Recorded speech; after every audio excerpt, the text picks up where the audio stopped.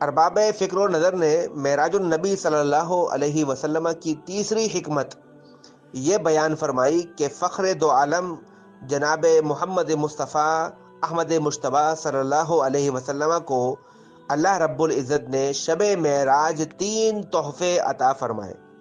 پہلا تحفہ سورۃ البقرہ کی آخری 2 آیات، جن میں اسلامی عقائد، ایمان کی تکمیل اور مصیبتوں کے ختم ہونے کی خوشخبری دی گئی۔ دوسرا تحفہ یہ دیا گیا کہ امت محمدیہ صلی اللہ علیہ وسلم میں جو شرک نہ کرے گا اللہ تبارک و تعالیٰ اسے ضرور برضرور بخش دے گا۔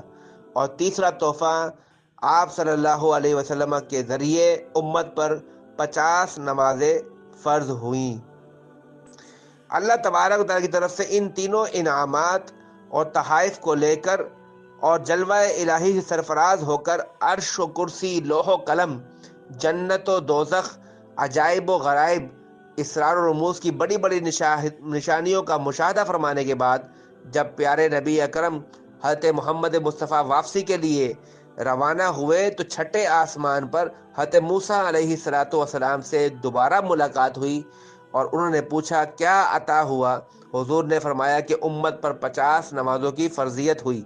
حضرت موسیٰ نے فرمایا کہ اے اللہ کے نبی، میں نے اپنی قوم بنی اسرائیل پر خوب تجربہ کیا ہے، آپ کی امت یہ وزن نہ اٹھا سکے گی، آپ واپس جائیے اور نمازوں میں کمی کرائیے۔